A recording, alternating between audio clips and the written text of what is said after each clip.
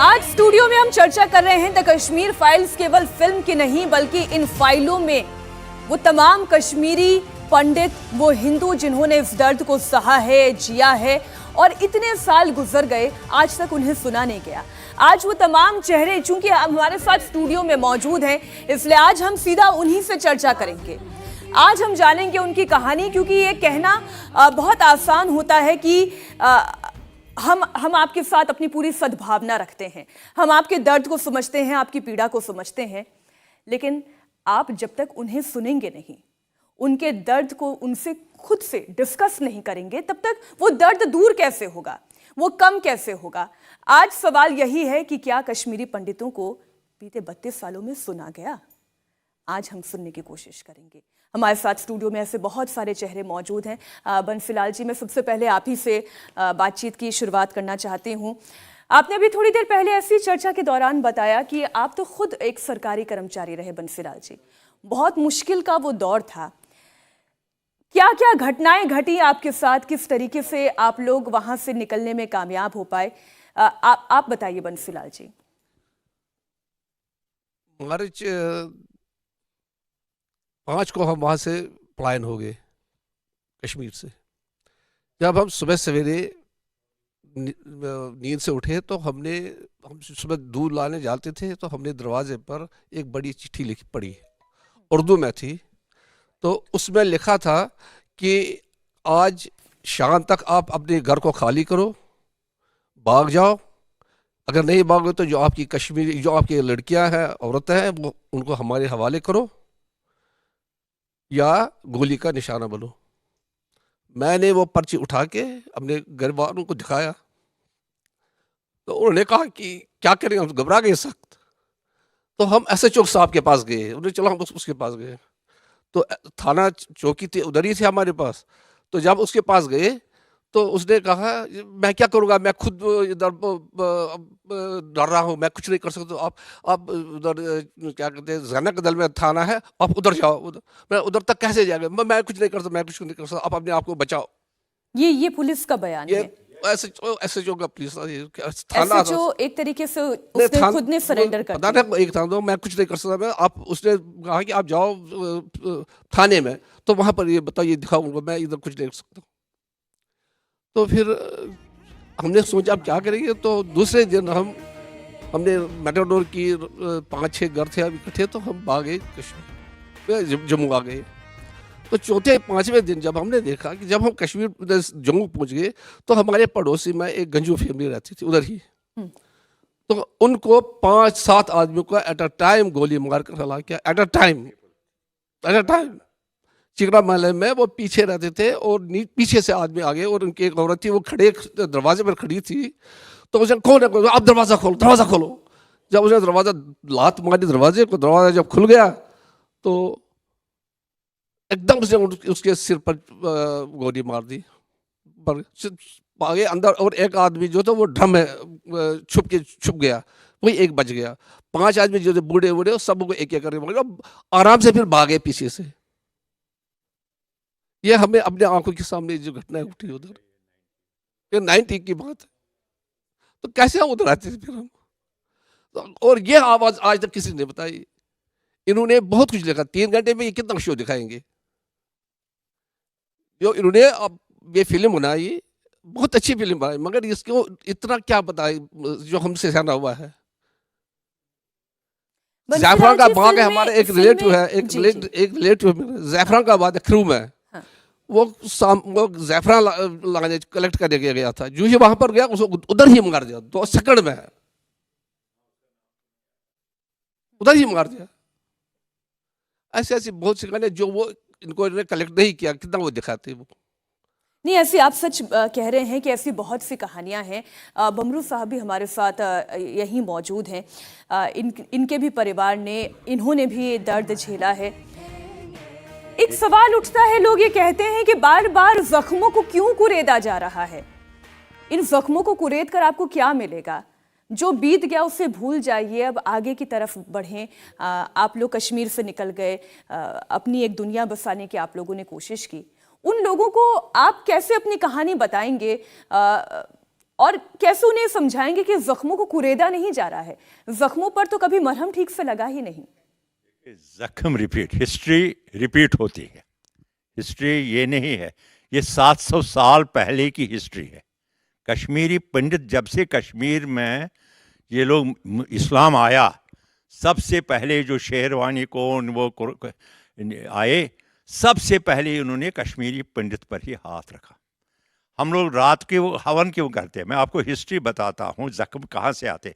हवन बंद करवा दिए, हमारी औरतें कच्छा नहीं पहन सकते, उनको बोला था फैरन पहन के चलो, वो नंगा अंदर से रहो। ये जालिम कौम, जब से इन्होंने कश्मीर में कदम रखा है, इन्होंने यही काम किया। खा वो हमारे पूर्वज थे, हमारे ये हैं, हमारे बच्चे ये, इन्होंने 5 आदमी वो गुंजू फैमिली के मारे, हिस्ट्री हम लोग दह गए 5। और वो बड़ा जवाहरलाल गुंजू शायद नाम था उनका, वो बड़ा अच्छा लड़का था। बस ऐसे बहुत, हमारे द्वारकानाथ चौधरी की अगर मैं डेथ बॉडी देखी मैंने, साहब जीभ इतनी बड़ी है, इतनी जीभ हमको ख्याल नहीं था, उसको इतना खिंचा था, कील यहाँ ठोके थे, कील ये बड़ी कोर्ट दफ्तर से उन्होंने निकाला था। और मेरे फादर पाकिस्तान में 7 साल जेल थे 47 में, उनको पता था, बोला ये स्लोगन जो है ये अच्छे नहीं हैं, तुम उठो और भागो अभी। ऐसे हालात हो गए साहब। बाकी कौन था इसमें जिम्मेवार, मैं उस वक्त के एडमिनिस्ट्रेशन फारूक अब्दुल्ला और लीडर ऑफ द अपोजिशन उस वक्त राजीव गांधी, और कुदरत फैसला करता है, उनके साथ जो हुआ वो आपको पता ही है। वो फारूक अब्दुल्ला के साथ क्या हो रहा है वो भी पता है। ये जो ये क्या कौन सा वो आजकल कौन से महल में रह रहा है वो,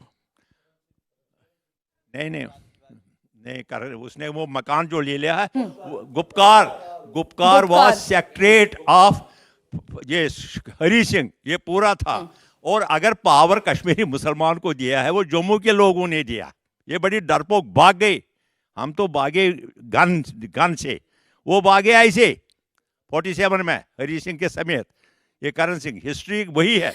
ये जो बातें आप, ये जो किस्से और ये जो घटनाएं आप बता रहे हैं, आज मैं एक बार फिर दर्शकों को कहूं कि ये सुनना और ये समझना और इन्हें जीना इन तमाम कश्मीरी पंडितों के साथ आप लोगों के लिए इसलिए जरूरी है क्योंकि ये कुछ किताबें भर लिखी गई, शायद इससे ज्यादा कभी आपने 70 mm पर या कभी छोटे पर्दे पर भी नहीं देखा कि कश्मीरी पंडितों ने कौन सा दर्द झेला।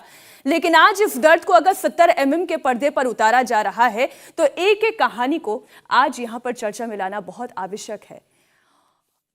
तमाम खास मेहमान हमारे साथ जुड़े हुए हैं, कश्मीरी पंडित जो खुद अपने दर्द की दास्तां हमारे बीच में रख रहे हैं, वो हमारे साथ जुड़े हुए हैं। और थोड़ी देर में हमारे साथ हमारे खास मेहमान जिनके फिल्म की हम बात कर रहे हैं, द कश्मीर फाइल्स की हम बात कर रहे हैं। मैं इससे पहले कि अपने उन खास मेहमानों को यहाँ स्टूडियो में बुलाऊं, मैं बस एक बात आप लोगों से पूछना चाहती हूँ। आप लोगों को लगता है कि अब तक आप लोगों के दर्द को कभी फिल्मों पे इतनी जगह नहीं मिली, या इतनी क्या बोलूं कि जगह ही नहीं मिली?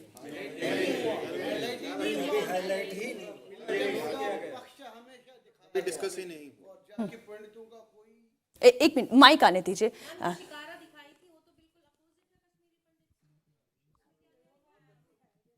हाँ, नहीं, माइक ऑन है, आप अपनी बात रखें। मैं ये कह रहा हूँ, आज तक मिलिटेंट्स का पक्ष हमेशा रखा गया। जो भी पिक्चर 2 बनी 3 बनी, कश्मीरी पंडितों ने जो झेला है उसके बारे में कभी किसी ने दिखाया भी नहीं, दर्शाया भी नहीं। ये सब ऐसी ही जो बातें हैं। नहीं, टेररिस्ट क्यों बन जाते हैं? इस फिल्म में भी कुछ चीजों को रखा गया है, एक नैरेटिव की बात होती है सर। मैं इसलिए आपसे ये समझना चाहती हूँ, एक नैरेटिव की बात होती है। एक पक्ष का नैरेटिव क्या हमेशा रखा गया? आप ये कहना चाहते हैं कि एक मिलिटेंट क्यों बन जाता है, एक आतंकवादी क्यों बन जाता है? ऐसी कौन सी घटनाएं घटती है समाज में जो उसे इस मुहाने पर ले आती हैं? लेकिन कभी आप लोगों का पक्ष उस तरीके से नहीं रखा गया, क्या आप ये कहना चाहते हैं? यही बताना चाहता हूँ, जो हमारा पक्ष था, हमने कभी बोलिए, बात पूरी करें। मैं ये बताना चाहता हूँ, जो हमारा पक्ष था, हमारे पक्ष के बारे में किसी ने आज तक बात करने की ज़रूरत ही नहीं समझी, क्योंकि हम हिंदू हैं। मुस्लिम अगर होते तो मुस्लिम पक्ष में, मैं ये बात तो बहुत गलत बोलना है यहाँ पे, मजबूरी दिल की ऐसी है कि ये बोलना ही मजबूर है।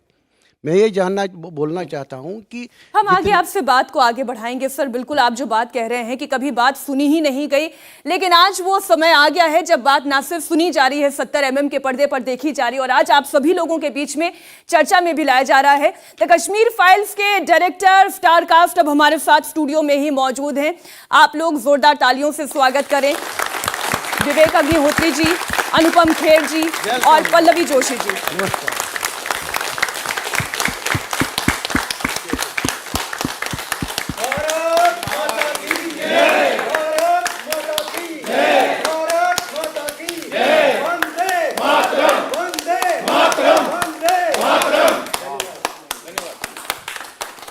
आइए सर, आइए प्लीज। मैं बहुत अच्छी हूँ, आइए बैठिए, बैठिए ना।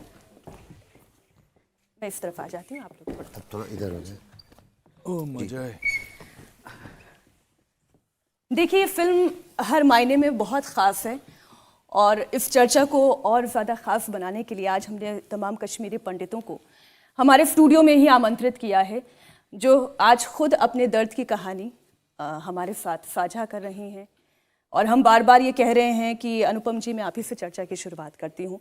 ये एक ऐसी कहानी है जिसका जिक्र किताबों में हुआ, कभी कभार किसी के लेख में हुआ, किसी सिंपैथाइजर ने कभी कोई बात कह दी तो चर्चा में आई और चली गई, लेकिन पहली बार 70 mm पर इस कहानी को रखा गया।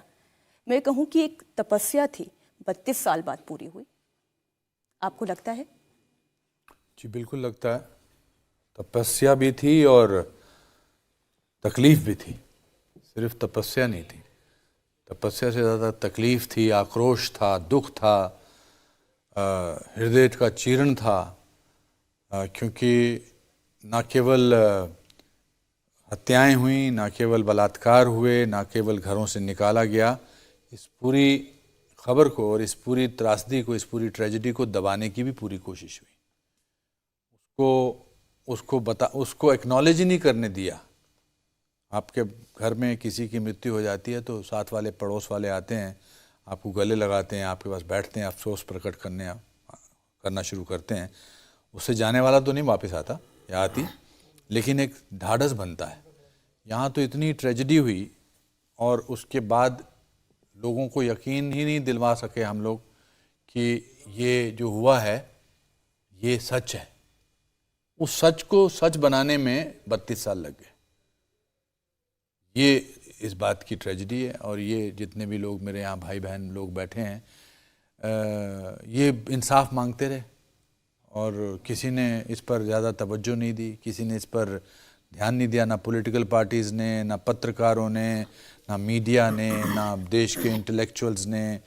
आप कह रही हैं कि किताबों वगैरह में लिखा गया। हाँ, जब सोशल मीडिया आ गया तो 19 जनवरी को हम थोड़ा सा ट्रेंड करते थे कि आज हम ट्रेंड कर रहे हैं कश्मीरी पंडित, बस उसके बाद कुछ नहीं। But it needed a team like Vivek Agnihotri and Pallavi Joshi, जिसको उस सच को वैसा ही बताने के लिए जैसा कि हुआ था।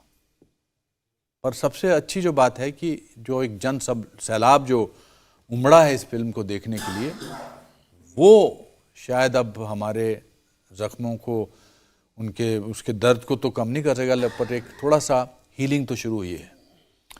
मैंने तो नहीं सोचा था कि इसका ऐसा, लगता था कि अच्छी जाएगी पिक्चर बिकॉज स्क्रिप्ट अच्छी है, ट्रेजेडी से जुड़ी है, बट ऐसा प्रभाव जो है वो बहुत ही हम्बलिंग है, बहुत ही फैंटास्टिक है और हर किस्म के लोग उसमें जुड़ रहे हैं। मैं आज सुबह एयरपोर्ट से बॉम्बे से आ रहा था तो मुझे अलग अलग उम्र के लोग मिले और बोले, अरे we are sorry, we did not know that this was happening with Kashmiri pandits.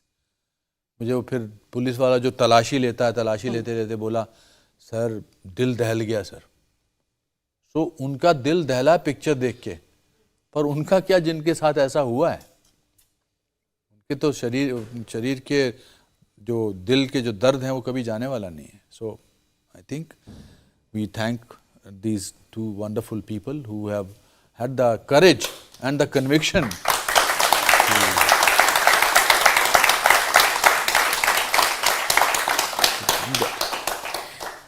मैंने फिल्म देखी सर, और विवेक जी फिल्म वाकई जैसा कहा कि दिल चीर देने वाली फिल्म है। कई दृश्य ऐसे हैं जिसमें मैंने अपनी आंखें बंद कर ली क्योंकि देखी नहीं गई कुछ तस्वीरें।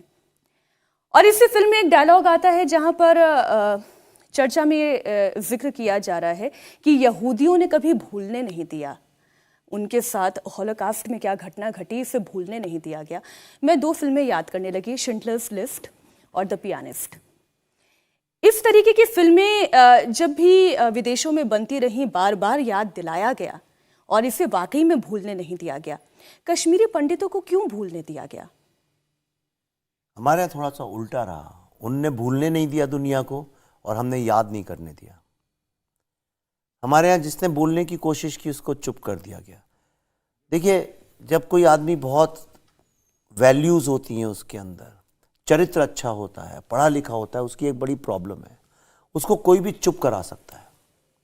जो ज़्यादा पढ़ा लिखा नहीं, चिंतक नहीं है, वैल्यूज़ नहीं है, उसको कोई डर नहीं होता, वो किसी को भी गाली दे सकता है, किसी को भी मार सकता है।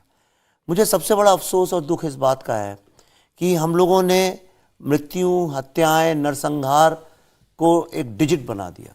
नहीं 4000 लोग नहीं मरे थे, 2000 मरे थे, कोई कहता नहीं 1500 थे, कोई तो कहता 219 थे। अब तो कम करते करते कल तो एक किसी ने वो ऑफिशियल डाला है ट्वीट की एक लेटर की, सिर्फ 88 लोग थे, 88।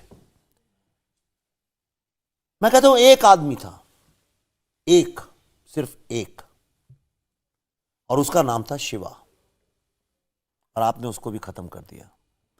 जिसकी वो जमीन है, जहां से शिवा, पूरा भारत, इतनी शिवा की बात होती है। बनारस जाइए, वहां पे सब शिव के भक्त हैं। कहां से आया ये?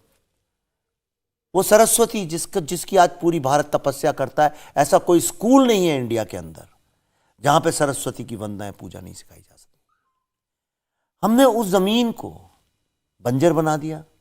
ना वहां सरस्वती जो साहित्य, संगीत, आर्ट, लिटरेचर, कल्चर के लिए जानी जाती है, आज वहां पे कश्मीर हम लोग जा रहे हैं, मेरा दिल रोता है।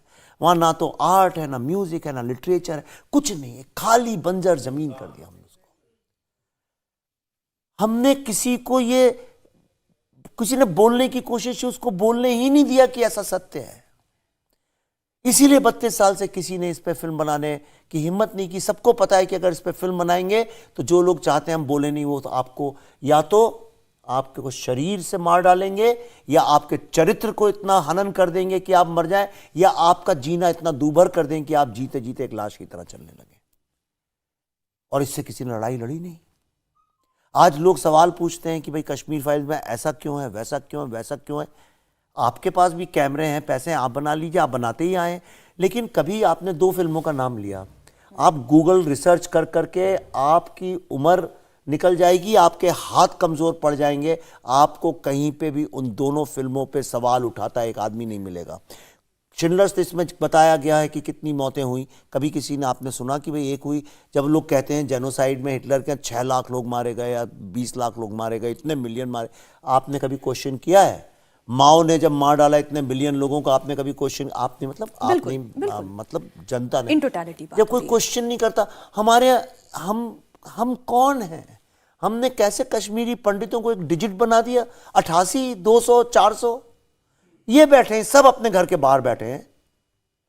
इनमें से कौन सा है जो अपनी मातृभूमि में रह रहा है? कोई आप में से कोई अपने माता माल गया है पिछले 30 सालों से? क्या ये नंबर है? कल इनमें से जब लोग नहीं रहेंगे तो क्या हम लिख देंगे एक नंबर कम हो गया इस देश से? या इनका नाम है, इनका इतिहास है, इनकी एक परंपरा है। वो लोग जिनने शारदा विद्यापीठ, वो हमारे हाथ से चला गया। तुमने सरस्वती, कश्यप, सबको खत्म कर दिया। अब जो लोग बचे हैं उनको क्यों खत्म करना चाहते हो भाई? तो उनकी कहानी कौन सुनाएगा? तो दरअसल लड़ाई जो है ये 2 नैरेटिव्स के बीच की है। एक नैरेटिव अगर मैं कहूं कि सच है, एक नैरेटिव वो है जो सच को झुटलाने के लिए शायद समय समय पर गढ़ा गया और चर्चा में लाया गया। पल्लवी जी, मैं इस पर आपसे चर्चा करना चाहती हूँ। आपका कैरेक्टर ऐसा है, इसमें कई बार इस कैरेक्टर से घृणा होने लगती है, गुस्सा आने लगता है। आपको लगता है कि मुझे लगता है इस फिल्म में ज़्यादातर जो किरदार थे, अनुपम जी हो गए, उन्होंने कहा कि एक वो पीड़ा थी, वो पीड़ा मैंने अपनी इस फिल्म में निकाली है। लेकिन मुझे ऐसा लगा कि शायद एक आप ही थी जो अभिनय कर रही थी इस फिल्म में, क्योंकि आपने ग्रे शेड निभाया है। एक आपका डायलॉग है, सरकार उनकी है, सिस्टम आपका है। ये सिस्टम क्या है? ये देखिए, वो डायलॉग आते साथ आप ऑडियंस की रिएक्शन देख लीजिए। जब आपने फिल्म देखी आपने भी वो रिएक्शन देखा होगा। यही सिस्टम चलता आ रहा है, यही वो सिस्टम है जिसने ये सच बाहर निकलने नहीं दिया आज तक। और जो फिल्म हमने बनाई है, मैं एक बात आपको बताना चाहती हूँ कि देखिए, हम सब इस उम्र में है कि हमने अपने किसी न किसी घर के व्यक्ति को खोया है। हम जानते हैं उसकी पीड़ा क्या है। लेकिन जब आपके किसी अपने को, आपके किसी सगे को कोई उसकी हत्या हो जाती है, वो भी इतनी ब्रूटल हत्या हो जाती है, या ऐसा कुछ बहुत ही घिनौना वाकयात उनके साथ हो जाता है, और उसको लेके किसी भी आदमी को आज तक सज़ा नहीं हुई है, एक भी FIR नहीं है, nobody has gone behind the bars। तो ये जो एक क्लोजर के लिए आदमी तड़पता है, ये 32 साल की इन सब की तड़प है वो। और हम चाहते थे कि ये ऑडियंस भी महसूस करे इस तड़प को, क्योंकि वो सिर्फ फिल्म देख के आना और इंटेलेक्चुअलाइज करना उसके बाद कि हाँ भाई बहुत अच्छी फिल्म थी और बहुत बुरा हुआ पंडितों के साथ, ये नहीं है। आप जब टेररिज्म से घिरे रहते हैं चारों तरफ से, तो वो क्या घुटन होती है, वो क्या पीड़ा होती है, और किसी को भी आज तक सज़ा नहीं हुई। ये 32 साल बाद भी इस पूरी कम्युनिटी को क्या लग रहा होगा, ये फीलिंग हमें ऑडियंस को देनी थी। और इसीलिए एक शायद उसमें चिन्मय मांडलेकर जो कैरेक्टर कर रहे हैं, जो कि मेन टेररिस्ट है उसमें, और दूसरी मैं हूँ, ये कैरेक्टर पे हमने बहुत ज़्यादा फोकस इसीलिए रखा है ताकि लोगों को समझ में आए कि क्या हो रहा है सोसाइटी में, किस तरह से हम यंग माइंड्स को ब्रेन वॉश कर रहे हैं इंस्टीट्यूट्स में।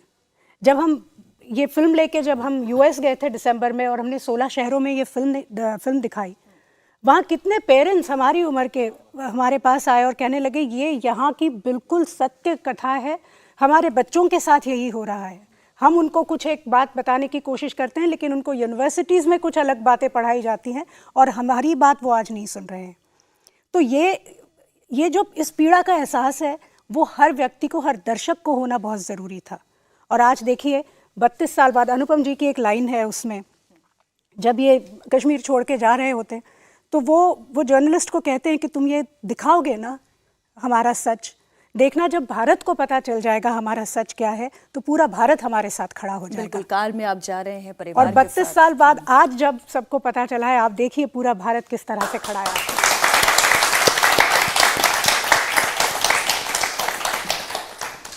अब जिस दर्द और पीड़ा की हम बात कर रहे हैं 70 mm पर, उसे सजीव करने वाले अनुपम खेर जी, पल्लवी जी हमारे साथ मौजूद है, डायरेक्टर भी हमारे बीच में मौजूद है। लेकिन आज हमें इनकी कहानी भी जाननी है, दर्शकों तक पहुंचानी है।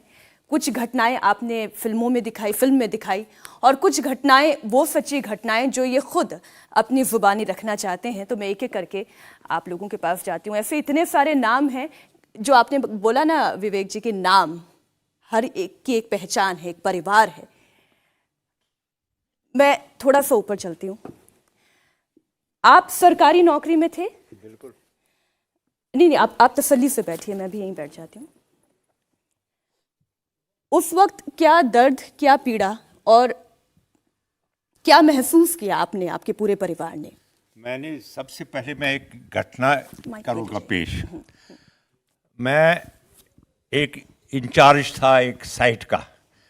14 अगस्त 1989 को शबीर शाह ने पूरा कश्मीर में बंद करवाया था, तो मुझे झंडा चढ़ाने के लिए दफ्तर जाना था और मैं गया और मैंने काम भी रखा, क्योंकि लेबर को 3 टाइम्स वेजेस मिलते हैं।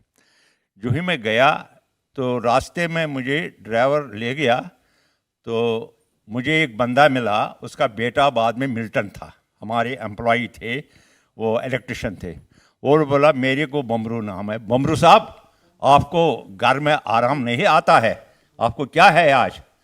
मैंने कहा यार थोड़ा सा, बोला जल्दी जाना, इतना उसने मुझे कहा। खैर हमने जल्दी वल्दी किया, और पहली बार ज़िंदगी में रास्ते में ड्राइवर बोलता है पेट्रोल ख़त्म हो गया। तो ये मतलब इट वाज ये गाड़ी इतना में पेट्रोल था? हमारे यहाँ 30 साल से हम चल रहे हैं, अपनी गाड़ी में कभी नहीं ड्राइवर बोलेगा गाड़ी में ख़त्म हो गया रास्ते में। उस दिन उसने मुझे बोला, मैं शॉक्ड। मैंने कहा क्या हुआ, कैसे? फिर वहाँ लकीली वहाँ एक, अगर कश्मीर जाओगे रास्ते में एक हमारा वो एमडी भी था, वो मीर गुलाम रसूल, उसका यहाँ पेट्रोल पंप था। मैं गलती से गया, मैंने कहा यार थोड़ा पेट्रोल ये, बोला यार हद करते, एक तो आज इतना खतरनाक बंद है, सुई नहीं चली, सुई नहीं। फारूक अब्दुल्ला को अटैक हुआ, उसके कपड़े जलाए गए, फारूक अब्दुल्ला भाग गया, इसके कार भाग, मगर हमने झंडा चढ़ाया और वहां पर काम कराया और मेरे को थ्रेट आया। मेरे पास 10 टन एक्सप्लोसिव था। मैं mining engineer, basically mining engineer हूं। 10 टन, और रोजाना मेरे को टेलीफोन आते थे, चाबी मेरे पास थे, स्टोर कीपर और कोई था, भाई वो एक्सप्लोसिव दे दो। एक दिन मुझे गुस्सा आया, मैंने कहा ले लो अगर हिम्मत है, और आप हैरान हो जाएंगे, वो ले गए चुरा के। पुलिस वालों को पता था, बल्कि एसपी बोला यार ये होता रहता है। ऐसे पुलिस वाले मिले हुए थे इनको। और सबसे मैं ड्यूटी जा रहा था साहब, रास्ते में रावलपुरा एक चौक है, 1 मार्च की बात है 1990 की, जब 10-12 एयरफोर्स के अफसर वहां खड़े थे, उनको ड्यूटी जाना था। करस्कोप, ये JKLF का जो चाचा, ये जो है ना, जो दाढ़ी गांधी का है? यासीन मलिक, मेरा ड्राइवर बोलता गर्दन नीचे रखो, यासीन मलिक बुरका, इनको बुरका मजहबी ड्रेस है फायरिंग करने का। ऐसे 10 आदमी, उसमें 2 मुसलमान भी थे, किसी को पता है किसी को नहीं पता है साहब। ये डेड बॉडी जब हमने देखी, क्या है इनके साथ, क्या क्या कील ठोके थे यहाँ इनकी आंखें निकाली थी, और ये जो है ना, ये आदमियों के, हमने ये सीन कभी नहीं देखा। हमारे मैं फादर पाकिस्तान में जेल थे 1947 में, वो वहाँ थे, उन्होंने कहा तुम बच्ची को लेके जाओ, यहाँ इन लोगों से नहीं बचोगे तुम। ये हालत थी, इसलिए मुलाजिम भी वहाँ। मगर एक चीज़ मैं आपको यहाँ बताऊंगा, एक बहुत खतरनाक बात जो शायद लोगों को पसंद नहीं आई। कश्मीर पाकिस्तान के लोगों ने खराब नहीं किया, कश्मीर हिंदुस्तान के मुसलमानों ने खराब किया। यहाँ प्रेसिडेंट ऑफ इंडिया जो थे ये बहुत महत्वपूर्ण आपने सवाल उठाया है अनुपम जी। ये जो एक भाव है कि पाकिस्तान जो है कश्मीर के लोगों के बीच में द्वेष पैदा करता है, ये पाकिस्तान से आतंकवाद को प्रश्रय दिया जा रहा है। लेकिन अभी जो बमरू साहब ने कहा कि नहीं, ये हिंदुस्तान के लोगों का किया धरा है, आपको लगता है? आई थिंक बमरू साहब वहां रहे थे, he will know the reality much more. और मैं और अच्छे ऐड करूंगा। जी, पर मुझे लगता है कि इसमें टेररिस्ट कैंप्स का, टेररिस्ट का बहुत बड़ा हाथ था ऑन इट्स ओन। बमरू साहब, ऐसा पता नहीं 1960 में 70s में ऐसा था कि मुसलमान वहाँ के जो थे वो हमारे दुश्मन थे, आप नहीं थे। एग्जैक्टली तो इसलिए उनका दिमाग खराब किया गया, उनको भड़काया गया, और वो कौन थे? वो दुश्मन देश से आते थे, मुझे ऐसा लगता है। पर किसी का भी, बट ऐसा बहुत बार बहुत सारे लोगों के साथ हुआ। हमारी फिल्म में भी दिखाया गया कि पड़ोसी ने इशारा किया कि वो वहाँ चावल के उसमें छुपा हुआ है। बट हॉरिफिक सीन जो बमरू साहब बता रहे हैं, आई कैन इमेजिन कि ये तो वन ऑफ द सीन्स हैं, और उसमें बच के आज यहाँ बैठे हैं स्टूडियो में। बहुत ऐसे बहुत सारे लोग होंगे जो नहीं बचे होंगे। बिल्कुल आप सही कह रहे हैं, और ऐसे बहुत सारे और चेहरे हमारे बीच में हैं। मैं एक एक करके सभी लोगों के पास जाना चाहती हूँ। आपकी भी अपनी एक कहानी है, अपनी एक पीड़ा है। आप थोड़ा इधर आ जाएं। मैं बिल्कुल वापस लौटूंगी आपके पास। इतनी कहानियां हैं, मैं कहती हूँ ना कि शायद कहते कहते समय कम पड़ जाएगा, लेकिन सुननी सबकी है आज। जी बोले। देखिए, कहानियाँ तो बहुत है, दर्द तो बहुत है, लेकिन मैं घटनाओं के बारे में नहीं जानना चाहता हूँ। घटनाएं तो बहुत हुई। मैं भी एक इस्लामिया कॉलेज में पढ़ता था, जहाँ पर एक चीज़ था कि मतलब हमें 3 बजे तक क्लासेस ख़त्म होते थे, और उसके बाद 3 बजे के बाद वहाँ पर और कोई घटनाक्रम हो जाता है। वो इस्लामिया कॉलेज में होता था, हारी पर्वत के जस्ट सामने ही था वो। तो हमें नहीं पता था, बहुत सालों तक हमें पता ही नहीं चला वो जो 2-3 साल घटे कि हो क्या रहा था वहाँ पर, लेकिन वहाँ प्रशिक्षण कैंप था।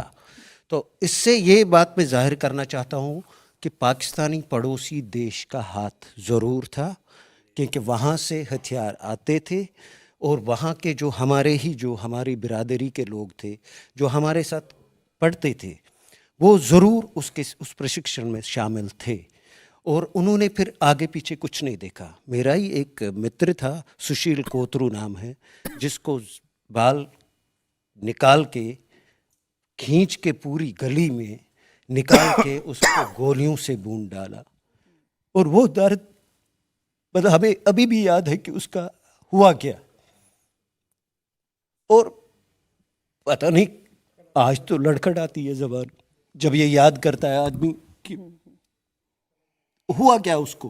वो हमारे साथ है, हम 20 साल के थे उस टाइम, अभी तो हम 55 साल के हो गए। लेकिन एक चीज़ का दुख रहेगा कि मतलब हिंदुस्तान में जो हमारे समाज के साथ हुआ, इसको 32 साल लग गए यहाँ पर सुनाने में।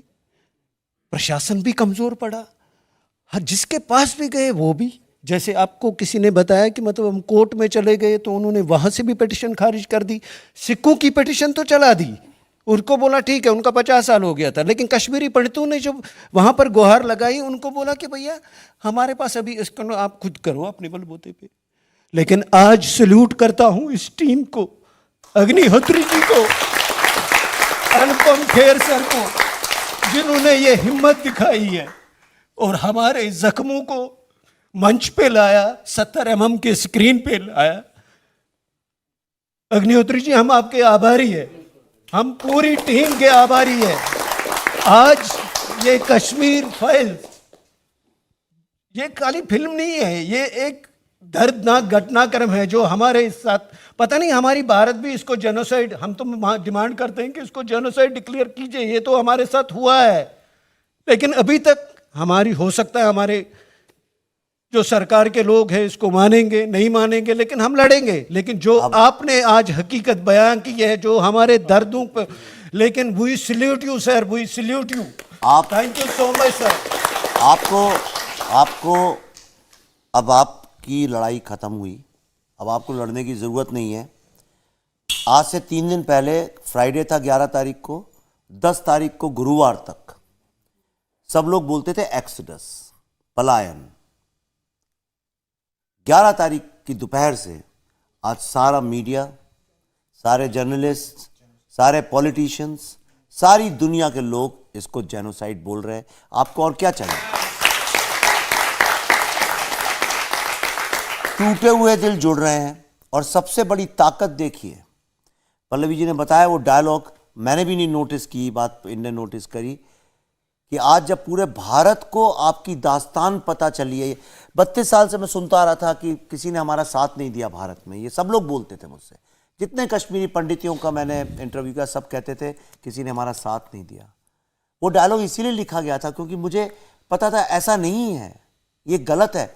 मुझे ही नहीं पता था, किसी को ही नहीं पता था, तो साथ कैसे देते? एक झूठ फैलाया गया था। लेकिन आज जैसे ही 11 तारीख की सुबह 12 बजे फिल्म खुली, लोगों को आपका सत्य पता चला। तो आप देखिए, पहली बार ऐसा हुआ है एक हिंदी फिल्म के लिए, केरला जैसे शहर, देश, प्रदेश में जहां पे किसी को हिंदी नहीं आती है, कोई हिंदी फिल्म वहां नहीं चलती है, बड़े बड़े सुपरस्टार्स की फिल्म नहीं चलती है, वहां पे लोग थिएटर के सामने धरना दे दे के खुलवा रहे हैं और आप लोगों के नाम पे झंडे ले लेके भारत माता की जय और जय हिंद के नारे लगा रहे हैं। फ्रैंकफर्ट में 4 लोग इकट्ठे नहीं होते थे एक हिंदी फिल्म, इस तरह की हिंदी फिल्म देखने के लिए 4 लोग नहीं इकट्ठे होते थे। मैंने आज सुबह उसका वीडियो डाला है, वहां पांव रखने की जगह नहीं है। दुनिया के हर कोने में, ऑस्ट्रेलिया में, फिजी जैसी जगह में, कीनिया में, अभी मुझे नॉर्वे से इंक्वायरी आई है, फिनलैंड से इंक्वायरी आई है, कनाडा में, अमेरिका, कोई ऐसा कोना नहीं है आज भारत का जहां हर भारतीय आपके लिए रो नहीं रहा है। और वो रो इसलिए रहा है कि हमसे ये झूठ इतने दिन तक क्यों छुपाया गया। इस गम में, इस गिल्ट में रो रहा है। आप लोगों ने 32 साल जो संघर्ष किया है, जो तपस्या की है, जो त्याग किया है, वो खाली नहीं जाएगा, ये मैं आपसे वादा कर सकता हूं। कुछ और ऐसी कहानियां हैं अनुपम जी, पल्लवी जी, विवेक जी, जो लोग अब साझा करना चाहते हैं। और कई बार ये सवाल पूछा जाता है कि जख्मों को कुरेदने का काम क्यों हो रहा है, क्यों बार बार जो घटनाएं घट चुकी हैं उन्हें फिर से रिपीट किया जा रहा है, उनकी चर्चा की जा रही है, इससे क्या हासिल होगा? ऐसे लोगों को रैना जी आप क्या जवाब देंगे? और साथ ही अगर आपके भी कोई अपने मन में सवाल हो, मैं हमारे तीनों मेहमानों को ये जानकारी देना चाहती हूँ कि रैना जी ने तो खुद दंश झेला है, बॉम्ब ब्लास्ट सर्वाइवल है, आप खुद अपनी कहानी बताएंगे। मेरे को बड़ा दुख होता है जब भी हम इस चर्चा करते, 32 साल पुरानी बात चर्चा करते हैं, तो बार बार अंदर से ऐसा होता है जैसे हमारे को किसी ने चाकू चलाया हो, क्योंकि हमने झेला है। अनुपम जी ने, अग्निहोत्री जी ने, पल्लवी जी ने फिल्म बनाई है, पर जब जब भी ऐसे मौके मिलते हैं हमारे को याद आता है कि उस समय हमारे साथ क्या हुआ। यहाँ पर हम सारे बैठे 1990 की बात कर रहे हैं, 19 जनवरी की। मेरे को आज भी याद है 15 अगस्त 1989। मेरी मदर ने, मैं छोटा था, मेरी मदर ने बोला कि आप हब्बा कदल जाओ। हब्बा कदल के मेरे भाई लोग भी यहाँ पर बैठे होंगे। हब्बा कदल से वो हम गांठ गोभी लेते हैं, बोलो वहाँ से सब्जी लाओ हमें घर पे बनाने। मैं 6 बजे सुबह निकला। जब 6 बजे गया तो मैंने एक सब्जी वाले को कहा, मैं कहा सब्जी दे दो। इनकी पॉलिसी ऐसी थी, जहाँ पर कश्मीरी पंडित जितने भी है वो गांठ गोभी के बड़े शौकीन हैं, यहाँ पर भी हम लाते। उन्होंने ऐसी पॉलिसी बनाई, सुबह 6 बजे का टाइम है तो बोला वहाँ से लाओ पुल के पार, जबकि उनके पास था, क्योंकि उनको पता है वहाँ पर कदम तो सारे लोग खाते। हम पार चले गए, बार बार एक दुकानदार के पास था जहाँ रेडी वाला था। मैं आज याद है 15 अगस्त 1989 जब वहाँ पर पहुँच गए, जो ही मैंने कहा कितने बार, वो मेरे साथ बातों में लगा गया। और जितने भी और भी मेरे साथ मतलब पंडित लोग थे, हमको ही बिठाया उसे, कोई बात आप छांटो ऐसे कर। बाद में पता लगा कि वहाँ पर बॉम्ब ब्लास्ट हो गया। और क्या हुआ वहाँ पर वो भगवान को पता है, मर गए। और मैं कैसे बच गया, मैं वहाँ पर मेरे अपने कश्मीरी पंडित या और भी जो थे वहाँ पर वही थे, उन्होंने रोक रखा था, दैट वाज प्लान्ड वहाँ पर। तो मैं देखा कि मेरे अपने टांगे सारी की सारी खत्म, खून ही खून, खून ही खून। मेरे को वहाँ पर बच्चे भी थे, एक बुजुर्ग मतलब माता थी, उनको अपने घर पे पहुँचा, मैं देखा तो वो खून था, खून ही खून था। फिर हॉस्पिटल पहुँचे, मुझे पता नहीं, फिर पेपर में मेरा फोटो वोटो जो भी था आया था। एक इंस्टेंस ये है, हमने समझ नहीं आया हमारे को कि हमें आगे क्या देखना है। तो ये जब खत्म हो गया 2-3 महीनों के बाद, जनवरी अचानक शाम के टाइम, सैटरडे था शायद, शनिवार का टाइम था, 19 जनवरी 1990, अचानक हुआ नारे तकबीर अल्लाह अकबर। इतने लोग हो गए, हमने कभी देखे नहीं था अपने मोहल्ले में इतने लोग। और आवाज़ यही थी कि कश्मीरी पंडितों बाहर आ जाओ, मस्जिद में पढ़ना है। जो भी मतलब औरतों के समय वो चीज़ नहीं कहूँगा क्योंकि मैं बच्चा था, अपनी माताओं के लिए, बहनों के लिए वो शब्द नहीं बोलूँगा। बहुत बहुत गंदी गंदी चीज़ें थी। लकीली वो रात कैसे निकल, और लोग कैसे कैसे निकाले गए। नेक्स्ट डे जब उठे तो मेरे फादर लसकोल जी आप सब जानते हैं, वो डायरेक्टर साहब अंकल जी, और मेरे फादर डिप्टी डायरेक्टर, वो जाते थे टीवी सेंटर, क्योंकि कर्फ्यू चलता रहता था। वो डेली जाते थे, पहले लसकोल जी का घर आता था, फिर मेरे डैडी का घर आता था। तो उनकी जीप आती थी, लसकोल जी आते थे, उनके साथ पुलिस फोर्स होता था, फिर मेरे फादर बैठते थे, दूरदर्शन चले जाते थे। रात के टाइम पहले डैडी उतरते थे गाड़ी से, उनको पुलिस अंदर घर पे छोड़ते थे, फिर लसकोल जी जाते थे। ऐसे उस दिन, जिस दिन डैडी आ गए, डैडी घर के अंदर आ गए, उन्होंने कपड़े निकाले, कर्फ्यू चल रहा था, काफ़ी हालात ख़राब था, तब तक मारे ही जा रहे थे अपने कश्मीरी पंडित भाई। लसकोल जी का टीवी पर आ गए कि ऐसे मर गए। उन दिनों मोबाइल नहीं था, कुछ नहीं था, उनको गोली से मारा। टीवी पर जब देखा तो डैडी जी का नेचुरली एक भाई जैसे डायरेक्टर, हमारा कुलीग भी है, भाई भी है, एक पारिवारिक रिलेशन थी उनके साथ हमारी। मुश्किल से 5 मिनट के अंदर अंदर हमारे घर के अंदर इतना शोर हुआ, मेरे निक नेम से ले लिया नाम कि कहाँ है तुम्हारा बाप, का है तुम्हारा बाप का है। बट हमारे अंकल आंटी वगैरह उन्होंने बोला कि नाम मत बताओ।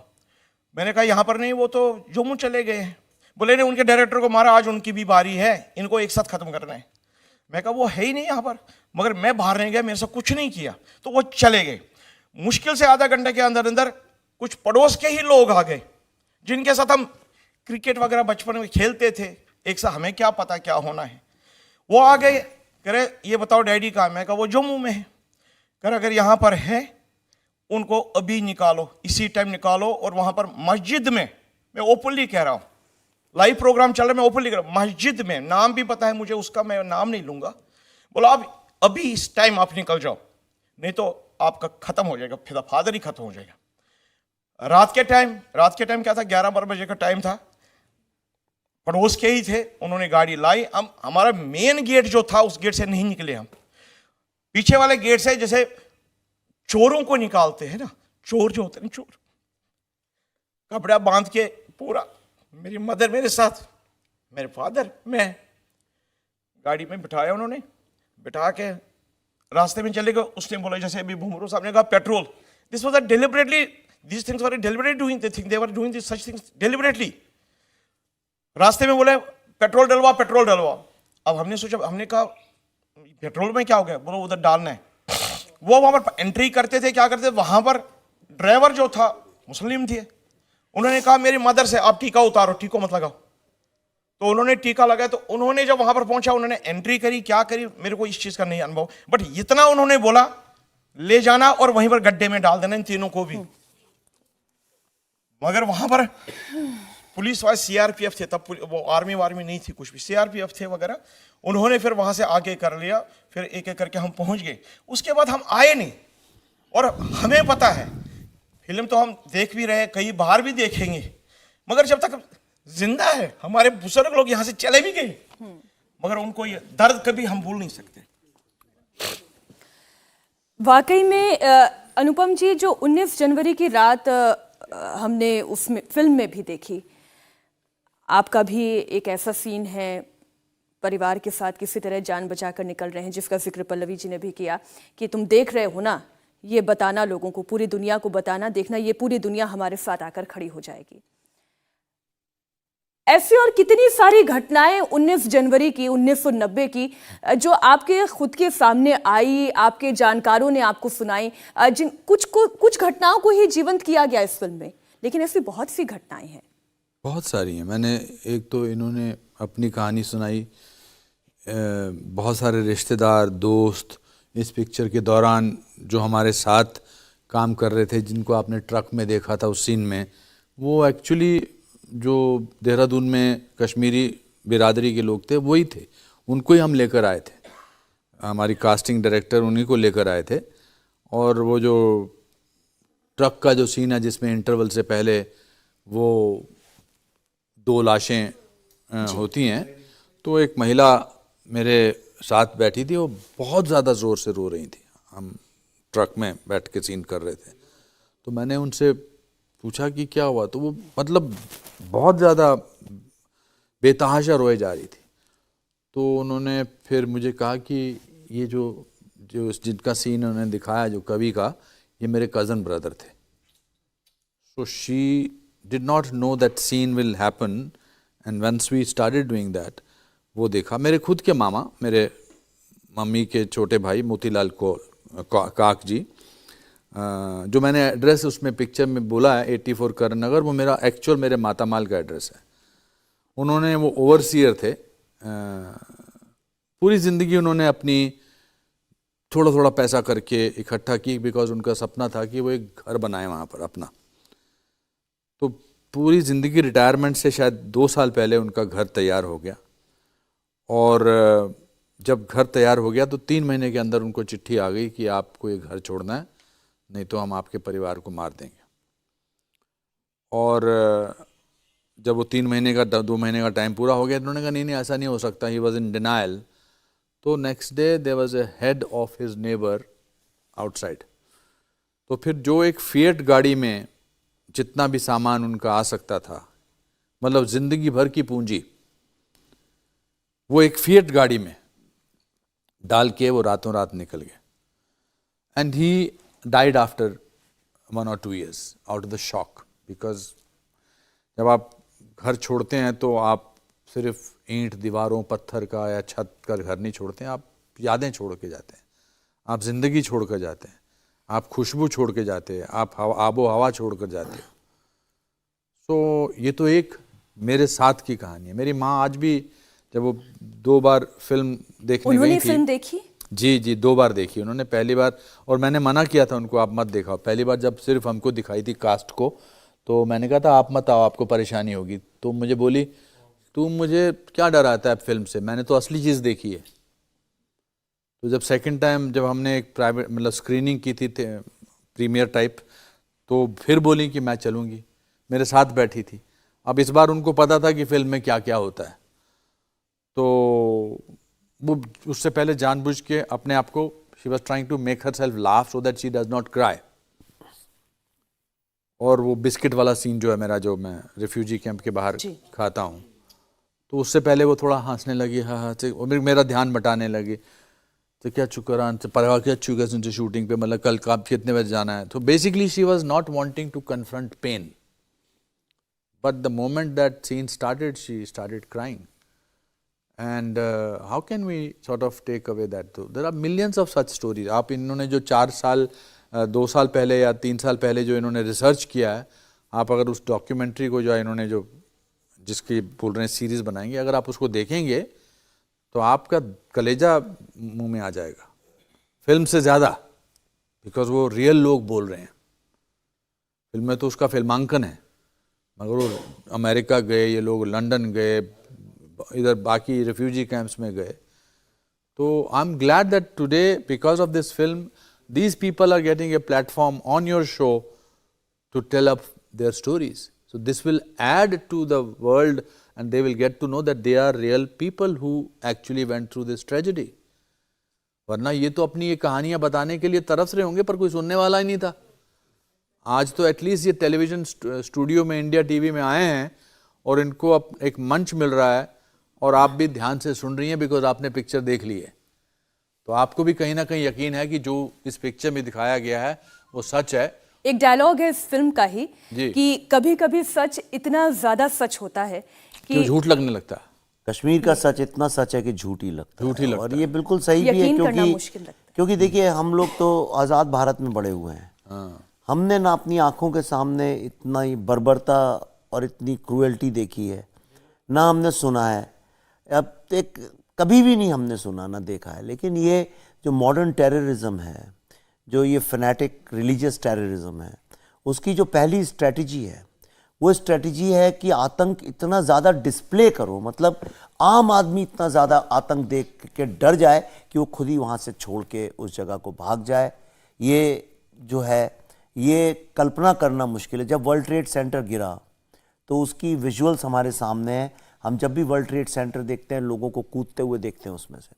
अभी अफगानिस्तान में जो हुआ आपने देखा, प्लेन से लोग कूद रहे थे, वो विजुअल्स आपके दिमाग में छप गए, पूरे वर्ल्ड के दिमाग में छप गए। छोटा सा बच्चा एक बीच के किनारे पड़ा हुआ है, जब वो सीरियन रिफ्यूजीज़ का हुआ था, वो सारी दुनिया ने देखा है। लेकिन कश्मीरियों की कोई इमेज किसी ने नहीं देखी थी, कुछ भी नहीं थी। कुछ भी कैसे होती? जो भाग रहा था वो तो फ़ोटो नहीं खींच सकता था, और जो भगा रहा था वो फ़ोटो क्यों खींचेगा? तो उसकी कोई इमेज नहीं थी। लेकिन आज इस फिल्म के माध्यम से आप लोगों को एक इमेजरी बनी है, वो जो दर्द है वो जीवित हो गया है, और आपको एक आवाज़ मिली है, एक वॉइस मिली है। ये फिल्म सब लोग मेरे को यहाँ बैठाल दिया गया है कि आपने बनाई है। हाँ ठीक है, टेक्निकली मैंने बनाई है, पर ये फिल्म बनने का टाइम आ गया था। क्योंकि मैं सरस्वती का उपासक हूँ इसलिए मेरे थ्रू बन गई। वो कोई और होता उसके थ्रू बन जाती, पर यह फिल्म आपके लिए बनी है। ये आपकी वॉइस है। अब इस वॉइस को आपको रुकने नहीं देना है। इस आवाज़ को सारी दुनिया में, जैसा फिल्म में डायलॉग है, यहूदी ने हमारी कहानी को भूलने नहीं दिया। इसी तरह से आपने 32 साल बहुत रोया है, अब बाकी लोगों के रोने की बारी है, प्रायश्चित की बारी है। इन यादों को दफन नहीं होने दीजिए। और मैं उसके साथ एक चीज़ और जोड़ना चाहूँगा। Don't make your children's life comfortable by not telling them the truth. हम अपने बच्चों को अगर अपनी कहानी नहीं बताएगा तो वो भूल जाएंगे कि आपकी ये कहानी थी। अच्छा, फिल्म में एक और सर आप अपनी बात इसमें भी जोड़िएगा कि एक सीन उसमें है फिल्म के अंदर, और मतलब मैं फिल्म के इतने सीन यहाँ पर डिस्कस कर दे रही हूँ, हो सकता है लोग और इससे ज़्यादा मोटिवेट होंगे, फिल्म देखेंगे, लेकिन मेरा मन कर रहा है इसलिए मैं इसका जिक्र कर देती हूँ अनुपम जी, कि फिल्म में दर्शन का जो किरदार है उसे सच बताया ही नहीं गया कभी। करेक्ट।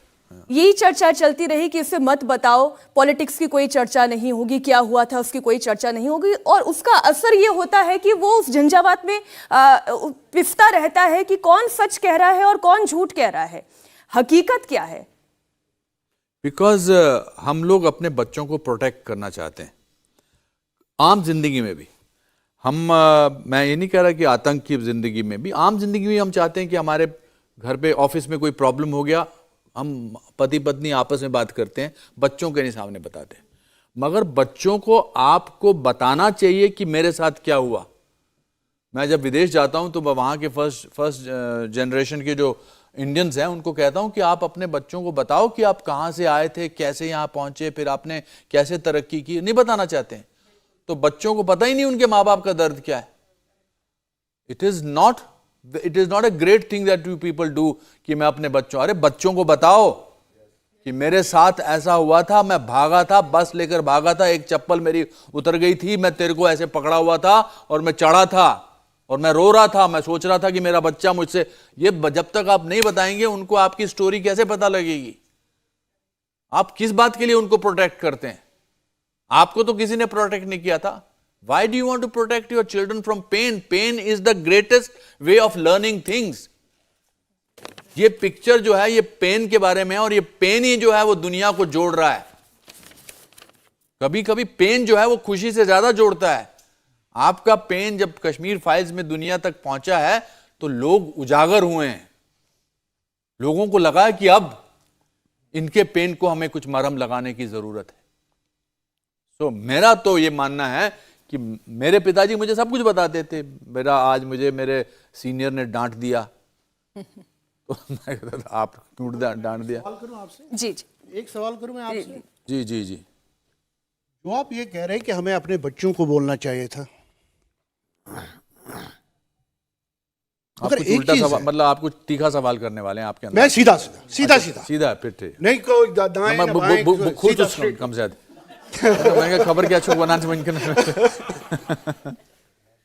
जिस वक्त हालात वो हो गए 1990 के, हम भाग रहे थे,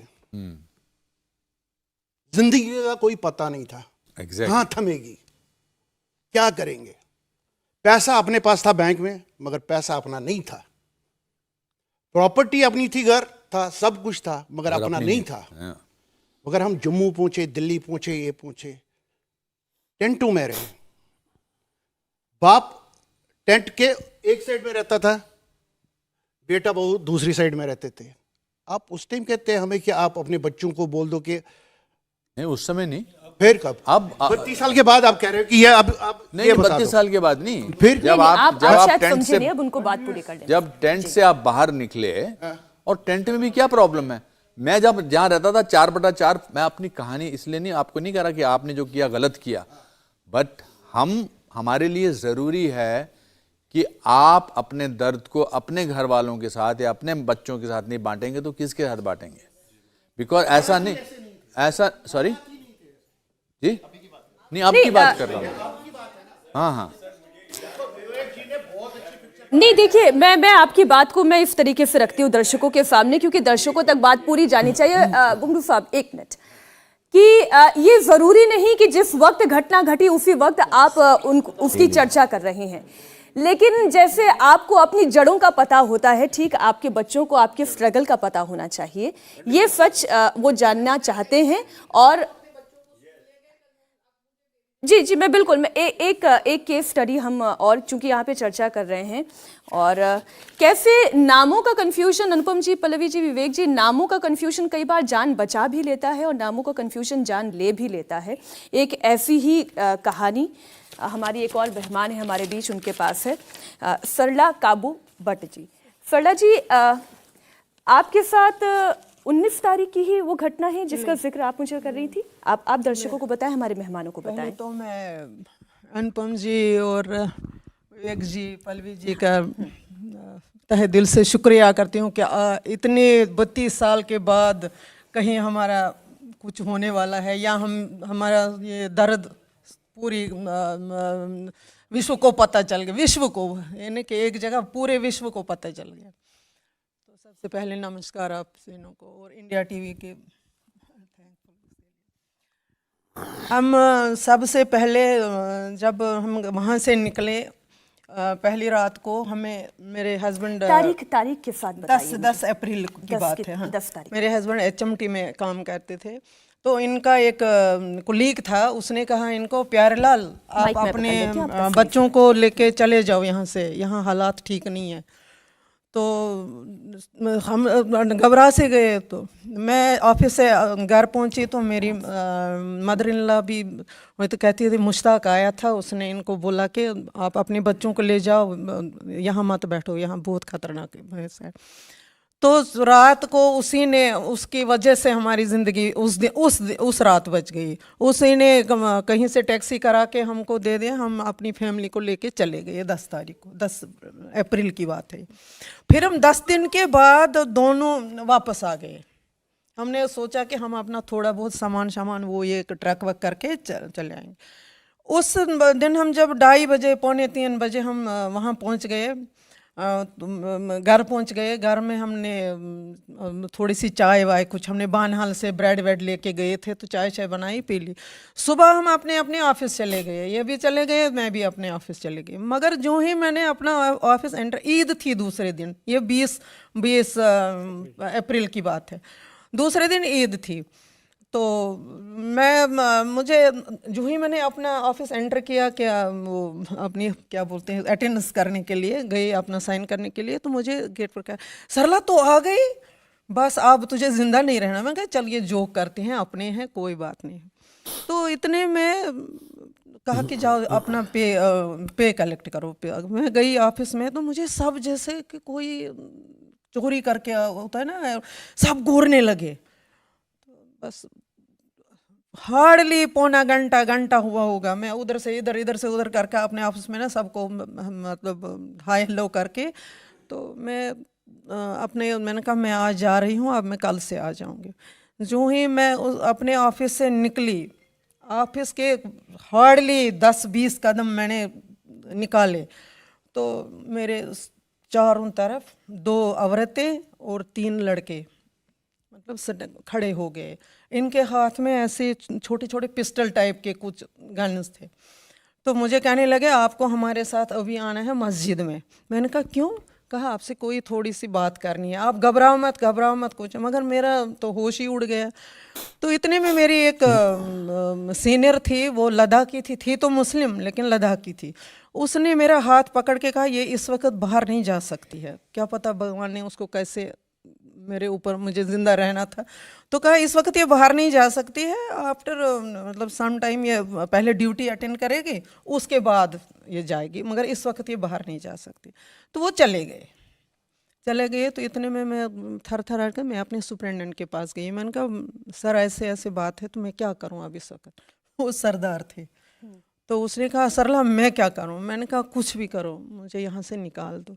तो फिर मगर मैं चाहे वो मुसलमान थे, लद्दाखी थे, तो मैं उनकी बहुत बहुत आभारी हूँ कि मुझे मेरी लाइफ है अपनी स्टाफ की वजह से। तो फिर वहाँ से सुपरिटेंडेंट ने फटाफट करा एयरपोर्ट करा फ़ोन, उधर इधर कहीं कुछ नहीं मिल रहा है। फिर उसके बाद रात को हम दोनों को, मेरे हस्बैंड को और मैंने, हमको वहाँ रखा गया। रात को बिल्कुल बाहर जाने नहीं दिया, स्टोर में रखा था। रात को हम वहाँ रहे, हमारे लिए खाना आ गया। खाना मगर हम क्या खाते, हमारी तो जान ही सूख रही थी। तो सुबह 3 बजे मुझे ऑफिस का ड्राइवर और एक ब्लैंकेट ओढ़ के, मतलब मैं मेडिकल में काम कर रही थी, मैं उस टाइम नर्सिंग सुपरवाइज़र थी वहाँ। मुझे यह वो कंबल लपेटा गया, तो एम्बुलेंस में डाला गया, तो लेके गए। मगर जो ही हम खानियार, आपको तो पता ही होगा, रहनावारी के पास खानियार पहुँचे, तो मुझे ये ड्राइवर कहने लगा सरला अब उतर, बस अब बखस दे, अब उतरो आप। फिर उसके बाद हमने पीछे नहीं, हमारे पैरों में चप्पल नहीं थी, कुछ भी नहीं। हम इतने घबराहट, इतने मतलब हमें अब ये अपना मतलब ये नहीं था कि हम मर जाएंगे या हमें क्या करेंगे। हमने सोचा हमने अपने हाथों से मरना था तो एक जगह मरते। हमने बच्चे छोड़े जम्मू में, खुद भाग के आए यहाँ। हमें इसी लालच में आए कि हम अपना सामान वामान, और हमने न्यू हाउस बिल्ड किया था छानपुरा में। हम वहाँ कुछ लकड़ी वकड़ी पड़ी थी, हमने कहा ये बेच बाच के थोड़ा सा उधर इधर करेंगे तो भाग जाएंगे, मगर हमें तो एक रात भी वहाँ निकालनी नहीं थी। वो रात मुझे जब तक जिंदा हूँ तब तक नहीं भूले। फिर हम जैसे तैसे पहुँच गए जम्मू में। दूसरे 10 दिन के बाद मेरे मामा जी का मर्डर हुआ। मर्डर ऐसा हुआ, वो ऐसा दर्दनाक मौत था, वो ऐसा दर्दनाक मौत था। जब हम बैठे हैं तो न्यूज़ में आया जिंदलाल कोल मारा गया और जगन्नाथ मारा गया। हमारे ऊपर उस टाइम मुझे लगता आकाश ही ऊपर आ गया। उनको हैंग करके, पेड़ के साथ हैंग करके, पहले हैंग करा था, फिर उनके कुछ अंग काटे थे, आंखें निकाले थे, फिर उनका चश्मा आंखों पे चढ़ा के ऐसे दोनों को लटकाए थे। वो मेरे कजिन सिस्टर का हस्बैंड था और मेरे मामा जी थे दोनों, और वो 75 साल के थे उस टाइम, 75 इयर्स ओल्ड। उनके साथ ऐसा, और वो बंदा ऐसा बंदा था कि जो हर एक के काम आता था, उसको नहीं बख्श दिया। अच्छा, फिर मेरी एक कजिन और थी, मास्टर बोयस कशर पठमना, मास्टर बेन्य, उसके बेटे का सर प्राणा चतुर, वो लेक्चरर थी, दोनों हस्बैंड वाइफ वो लेक्चरर थे। उनका आज तक पता नहीं है वो कहाँ गए। राणा गंजू जी की बात कर रही हैं? नहीं, प्राणा चत्ता, वो आज तक पता नहीं है वो कहाँ है। अच्छा, उसके बाद मेरे मसेरी बहन का बेटा, उनका सर मुझे तो जबान से निकलता नहीं है, उनका सर काट के हमारे आंगन में छोड़ गए। ये मैं आपको एक बात बताऊं, हमने जब शुरू किया ये रिसर्च, ये तो भूलेगा नहीं, कभी नहीं भूलेगा तो जब तक हम जिंदा। पहले दिन जब शुरू किया, उस दिन से लेकर जब तक ये ख़त्म नहीं हुआ, आप यकीन नहीं करेंगे, शुरू में पल्लवी जी, बाद में मेरा भी जुड़ गया, हमारी आंखें सूज गई थी बुरी तरह से, रोते रोते रोते। मैं अपनी ज़िंदगी में कभी नहीं रोया ऐसे। और वो जो रोना था वो इसी बात, देखिए हम फिल्म मेकर्स हैं, तो क्रिएटिव लोग हैं, तो मौत, बीमारियां, ये चीज़ें देखते हैं, फिल्म करते हैं, तो थोड़ा कहीं दिल जो है वो हो जाता है कठोर। पर ये जो आंसू इतने दिन मेरे रहे, मैं अभी भी सुन रहा था तो मैं कंट्रोल नहीं कर पा रहा था, कैसे मैंने रोका अपने आप को। ये एक ऐसा दर्द है जिसको मुझे लगता है अब ये आंसू बहुत बहने चाहिए, हम लोग बहने चाहिए। ये रुके हुए आंसू जो हैं, ये इससे घाव होता है, पीड़ा होती है, हीलिंग नहीं होती है। हम लोग अब ख़त्म ही, टाइम भी नहीं है, ख़त्म ही कर रहे हैं। तो मैं आखिर में आपको एक बात बताना चाहता हूँ। गिरजा टिक्कू जी का नाम सब जानते हैं। गिरजा टिक्कू के परिवार के लोग ये फिल्म देखने आए थे और मुझसे मिले नहीं वो। मैंने कहा था मिल के जाना, मिले नहीं वो, ज़बरदस्ती चले गए, निकल के फिल्म ख़त्म हुई, रुके नहीं। जैसे सब अंधेरा हुआ, लाइट आई, एकदम से भाग गए। उसके 2-1 दिन बाद उनने मुझे एक मैसेज भेजा, और आज भी उनने कहीं एक वो मैसेज डाला है। उन्होंने लिखा कि पिछले 32 साल में हमारे परिवार में, काफ़ी बड़ा परिवार है उनका, कश्मीरी तो काफ़ी जुड़े होते हैं एक दूसरे से। उन्होंने कहा 32 साल में हमने अपनी बहन और दीदी के बारे में कभी बात ही नहीं की, किसी ने एक दूसरे से कभी बात नहीं करी, कहते हैं एक शब्द भी नहीं बोला। लेकिन ये फिल्म देखने के बाद हम लोग जब घर गए तो हमने सब ने एक, वो क्या होता है, कॉन्फ्रेंस वीडियो कॉल किया, और हम लोग घंटों रोते रहे बिना कुछ बात किए। और अब पिछले 1-2 दिन से हम लोग बहुत खुल के दीदी के बारे में बात कर रहे हैं, और ऐसा लग रहा है जैसे हमारी पूरा परिवार हील हो रहा है और हम फिर से एक दूसरे के करीब आ रहे हैं। तो मैं आप सबका बड़ा सम्मान करता हूं, आपका आदर करता हूं। ये फिल्म जो है ये बनाई अनुपम जी ने, पल्लवी जी ने, मैंने ज़रूर है, पर हम मात्र एक माध्यम है। ये फिल्म बना के हमारा काम अब ख़त्म होता है। ये फिल्म आप सबको समर्पित है, आपकी आवाज़ है। मैं भारत की सारी जनता से यही अपील करूँगा कि अब ये फिल्म पूरे भारत की, पूरी इंसानियत की है। ये फिल्म अपने बच्चों को ज़रूर दिखाएं, जहाँ जहाँ आपके, हालांकि सेंसर ने इसे 18 साल के ऊपर का दिया है। मैं बाध्य हूँ भारत के कॉन्स्टिट्यूशन से, लेकिन जब आपके बच्चे 18 साल के हों, उनको दिखाएं, पड़ोसियों के बच्चों को दिखाएं, पड़ोसियों के बच्चों को दिखाएं। और अगर आप मेरी बात सच में माने, आपके घर जो काम करने लोग आते हैं उनके बच्चों को दिखाएं, अपने खुद के बच्चों से कहिए, स्कूल कॉलेज में बाकी जो कश्मीरी नहीं है उन सब बच्चों को दिखाएं। ये कहानी भारत के लिए शर्म की बात नहीं है, पूरी इंसानियत, ह्यूमैनिटी के लिए शर्म की बात है, दुनिया के हर तबके के लिए शर्म की बात है। और अब लोगों को शर्मिंदा करना भी सही है, आंसू का बहना भी सही है, इसकी चर्चा भी होना सही है, ताकि आज के बाद भारत में कोई दूसरा कश्मीर कभी खड़ा ना हो पाए। धन्यवाद। आपने बहुत बड़ी बात कही विवेक जी, लेकिन मैं यहीं पर इनको विराम नहीं इसलिए दे सकती क्योंकि एक बात इसमें मुझे जोड़नी है और उससे उस पॉलिटिक्स से उसका कनेक्शन है, और मैं आप तीनों से ही बारी बारी से इस पर चर्चा करना चाहती हूँ। अनुपम जी देखिए, आज भी जी बिल्कुल ये अभी भी कुछ ट्वीट्स आ रहे हैं कि कश्मीर में इतने पंडित का पलायन हुआ, इतने पंडित मारे गए, लेकिन इतने मुसलमान भी तो मारे गए। मैंने आपको इस सवाल का जवाब शुरू में ही दे दिया था, ये नंबर्स का गेम नहीं है पहली बात, और हम बहुत बड़ी इनजस्टिस करेंगे, माफ कीजिएगा, लेकिन मैं कह रहा हूं बार बार हो क्या गया है कि मीडिया सिर्फ नंबर्स में और कंट्रोवर्सी में नहीं, मेरी बात सुनिए, मेरी बात सुनिए, मैं सब्जेक्ट के बारे में कुछ जानता हूँ, मेरी बात ध्यान रखिए, कुछ मैंने अध्ययन किया तो मेरी थोड़ी give me little respect on this. अब ये बंद कर देना चाहिए, आप इस पे बोलिए। अब हमको ये सब बंद कर देना चाहिए कि उनका क्या हुआ।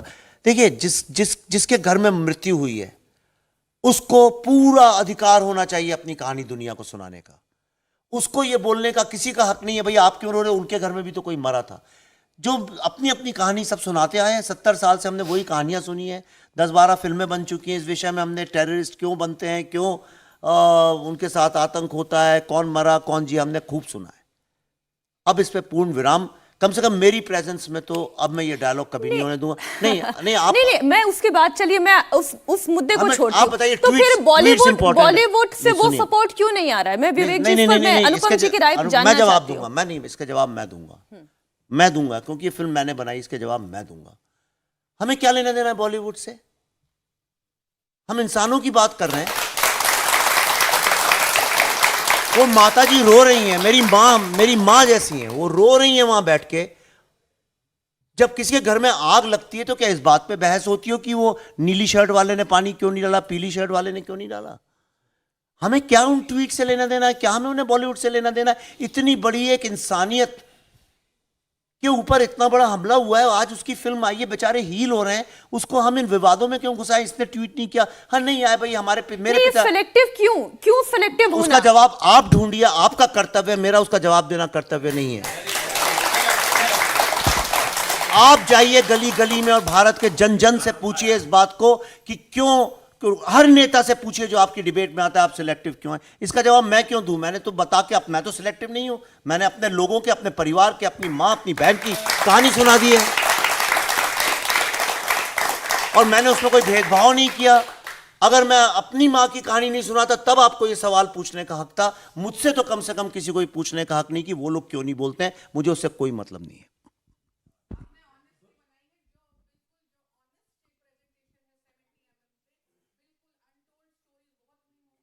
मैं एक मिनट माइक पहुंचा देती हूं क्योंकि दर्शकों तक आपकी बात नहीं पहुंचेगी। हम तो मैं बिल्कुल क्लोज कर रही हूं अपना शो, बस एक छोटा सा रिएक्शन। जी सर, मेरा नाम नीरा हांडू है। हम तो 3rd जनरेशन है, ग्रैंडफादर्स फादर्स सब माइग्रेट हुए, हम 19 साल के थे। जो आपने दर्शाया उस मूवी में, जैसे ट्रक का सीन, हम तो अनुपम जी को अपने फादर की तरह देखते हैं कि जैसे चश्मा, he is looking for article 370 कब एब्रोगेट होगा, कब ये होगा। बिल्कुल सब ने ऐसे ही डिमेंशिया, हमारी आधी जनरेशन को तो डिमेंशिया हो गया, जो हमारे फादर्स थे बहुत एल्जाइमर से सारे ये कर रहे हैं, सफ़र कर रहे हैं। और आपने जो बात कही अनुपम जी ने कि अपने बच्चों को, माई टीनेज डॉटर, तो मैंने ज़बरदस्ती इसको कहा कि एक बार रिलेट करो हमारे साथ क्या हुआ है, क्योंकि they have been brought up यही हुए हैं, पैदा यही हुए हैं। हमने इतना ज़रूर समझाया कि हमारे साथ क्या हुआ है। जो आपने दिखाया, दे आर ट्रू स्टोरीज। आपने बीके गंजू की स्टोरी दिखाई, वो हमारे रिलेटिव है, वो हमारी ट्रू स्टोरीज है। आपने कहीं पे भी जो आप बता रहे हैं, जो मुझे करना था मैंने किया। आपने ईमानदारी, ऑनेस्टी से जो किया है, बहुत किया है। Thank you very much. Anupam ji, एक आखिरी कमेंट, हमारे जितने भी दर्शक जो इस स्टूडियो के बाहर भी बैठे हुए हैं, वो आपसे एक आखिरी कमेंट चाहते हैं इस फिल्म पर, इनकी कहानियों पर। मैंने कहा था कि शुरुआत में कि अब इनके जख्मों पर मरहम लगाने का वक्त आ गया है। और वो तभी हो सकेगा कि आप ढेर सारी, और ये मैं कोई कमर्शियल रीज़न के लिए नहीं बोल रहा, हमारी फिल्म ऑलरेडी दुनिया देख रही है, मगर अपने लोगों को भेजिए अपनी कहानी सुनाने के। अब तो आपको मुंह ज़बानी बोलना भी नहीं है अपने बच्चों को, आप उनको बस बोलिए जाओ ये पिक्चर देख कर आओ, और फिर उनको गले लगाओ और उनको गले लगा के खूब रो, बिकॉज आपने बहुत दिनों तक अपने आंसुओं को रोक के रखा है घर वालों के सामने। बिकॉज आप, मैं समझता हूँ आपके जज्बात कि we want to protect our children, और आज के बाद और कभी कभी जब इस तरह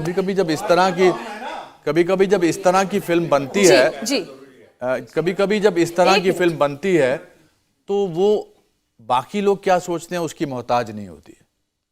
ये फिल्म किसी के कमेंट की मोहताज नहीं है, बस। आप बिल्कुल ठीक कह रहे हैं, कहानियां कहना जरूरी है और कहानियों को सुनना जरूरी है, तभी कहानी जीवित रह पाती है। बहुत बहुत धन्यवाद विवेक जी आपका, पल्लवी जी आपका। वो बच्चा कुछ बोलना चाहता है। आइए आप नीचे आ जाइए, चलिए अपनी बात कह दीजिए। जल्दी आ जाओ बेटा, मुझे पता नालमुत्त करुण साहब ने। लीजिए, क्या कहना चाह रहे हैं आप? सबसे पहले तो बहुत बहुत धन्यवाद विवेक जी, पल्लवी जी, एंड नमस्कार मारा अनुपम जी। मैं तहे दिल से आपका शुक्रिया अदा करना चाहता हूं कि आप लोगों ने फिल्म हमारे सामने लाई और पूरी दुनिया को दिखाई, हमारी कहानी बताई। एज ए यूथ मैं एक चीज़ से काफ़ी रिलेट कर पाया, जो दर्शन जी का कैरेक्टर था यहाँ पे, कि वो एक डिलेमा में है कि वो किस तरफ जाए, किस सोच को अपनी सोच समझ के अपनाए। तो जैसे कि मैं खुद एक्टिंग करता हूँ, तो अनुपम जी से काफ़ी कुछ सीखने का मौका मिला, पल्लवी जी से। तो मैं खुद पापा से पूछता था कि ये बांड पत्थर क्या चीज़ है, जो कि कश्मीर में आप सब जानते होंगे कि बांड पत्थर होता था। जिस तरह ये बहुत अच्छे से इस फिल्म में दिखाया गया है कि किस तरह वहाँ के कल्चर का, वहाँ के आर्ट का कत्ल हुआ है, वो चीज़ मरी है। आखिर में एक सवाल ये है सर कि एक यूथ के लिए क्या मैसेज है कि वो आगे जाके किस और सोचे, किस दिशा में अपनी स्टडी को आगे बढ़ाए और इसके बारे में क्या धारणा बनाए? विवेक जी इसका जवाब दें। मैं चाहूंगा आप तीनों इसका जवाब दें। अरे जी, विवेक जी। सबके बिहाफ पे देता हूँ, पल्लवी जी सबके बिहाफ पे दे देंगी, क्योंकि ये यहाँ पे सबसे यंग यही है। क्या बात कर रहे हैं? पल्लवी जी, मैं आपको एक इंसिडेंट बताऊंगी, आपके सवाल का जवाब उसी में है। 2018 में हम लोग कश्मीर गए थे और वहाँ पे एक छोटी बच्ची मेरे साथ शूटिंग कर रही थी। तो बहुत प्यार से मुझसे वो बात कर रही थी, 4-5 साल की थी। मुझसे पूछा कि आप कहाँ रहती हैं, ऐसा वैसा। थोड़ी देर के बाद उसने मुझसे पूछा तो आप बम्बई में रहती हैं, तो आप वहाँ नमाज़ कहाँ पढ़ती हैं? तो मैंने कहा बेटा मैं नमाज़ नहीं पढ़ती। तो कहती क्यों? मैंने कहा क्योंकि मैं मुसलमान नहीं हूँ। तो कहने लगी तो क्या हुआ, नमाज तो सबको पढ़ना चाहिए। तो आज कश्मीर में आप सोचिए ये हालत है कि उस छोटी सी बच्ची को कुछ और फेथ के भी लोग हैं, ये उसके घर वालों ने बताया नहीं है अभी तक। और एक ऐसा हमारा जो सबसे स्ट्रॉन्ग पॉइंट है हमारे देश का, और सबसे खूबसूरत जो पॉइंट है वो है हमारी डाइवर्सिटी। हम सब लोग आपस में इतना, वो तमिलनाडु का आदमी हो, राजस्थान का हो, उड़ीसा का हो, महाराष्ट्र का हो, हम ये कभी नहीं कहते कि ये देखो ये मराठी आ गया है या ये राजस्थानी आ गया है। हम भारतीय ही तो हैं। तो ये 370 हटने के पहले सब लोग कश्मीरी पंडित कहते थे। अभी आप लोग भारतीय हैं, हमेशा से थे, और हमें बहुत गर्व है इस बात का। तो आप जिस दिशा में आप सोचना चाहते हैं, आप जिस दिशा में जाना चाहते हैं, ये कभी मत भूलिए कि आप सबसे पहले एक भारतीय हैं। बहुत बहुत धन्यवाद, बहुत बहुत धन्यवाद अनुपम जी, पल्लवी जी, विवेक जी। इंडिया टीवी हर वक्त हर जगह डाउनलोड करने के लिए सर्च करें India TV news Google play store या ऐप स्टोर पर।